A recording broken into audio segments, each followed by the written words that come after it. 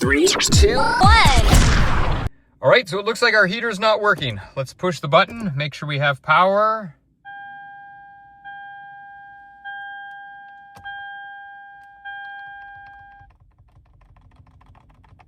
Nothing at all.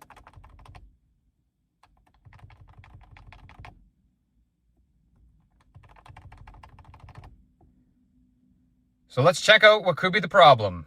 Now I think it's probably the blower motor.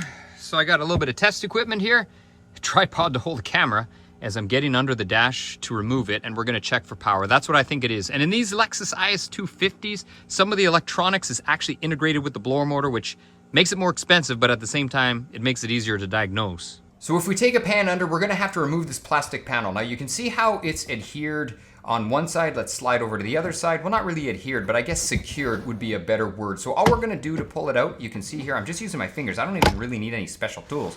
You can just get in with your fingers, pull it out. Be careful, there's this one wire here, and that is just for the light bulb. And then as we slide under, don't go running away.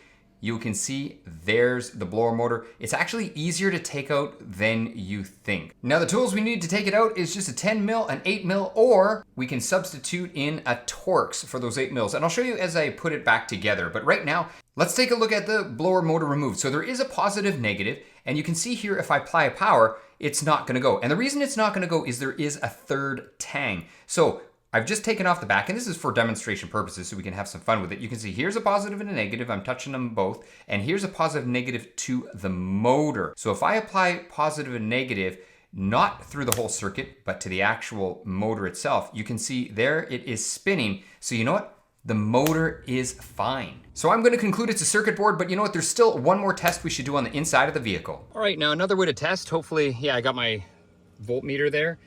This is just the main connection for the blower fan that was there. You can see the blue wire, that's a positive, and the black, or not black, but white with a black stripe, that is the negative.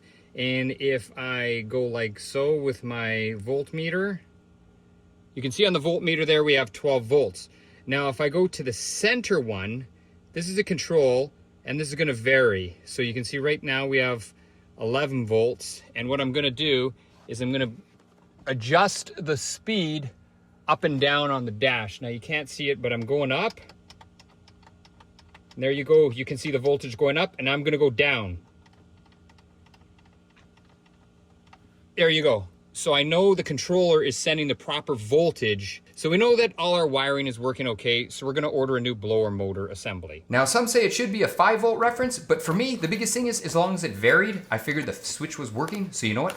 Amazon to the rescue. And I did pay for this with my own money. So definitely not a sponsored video. And from what I've read, some of these things don't work and there's a high return rate. So if you want the one that I bought, I'll put the link in the description. If you want to find it on your own, that's cool too. Anyway, what I was showing you there was an 8mm socket on a swivel. You can use a Torx, but I just found an 8mm was actually easier because I had a little swivel socket and I was able to just put them in by hand. Now, one of the things I should say about the plastic that I found in this Lexus was that it is very soft. So what does that mean that it's very soft? Well, it means it's really, really easy to strip these screws out. So you definitely don't want to use a lot of pressure or torque when you're tightening them. You can see, I honestly think I probably could have just did this all by hand and not even used a tool. But just to be safe, I did bring out my quarter drive ratchet just to make sure to snug them up and, you know, make sure everything was all right. Now, after you do this, the next are these 10mm little bolts, and that holds on this little, I don't know, it says Panasonic on it. I don't really know what it does. If you do know what it does, please let me know in the comments below because I certainly don't know what it is. Next up is our electrical connector, and that is very important because it's gonna feed the blower, so we wanna make sure we got a secure connection when we plug it in. And don't forget the wire here. There's a little clip for that. Okay, let's try it out. With the bolt up plug. That's just for a light bulb. Oh.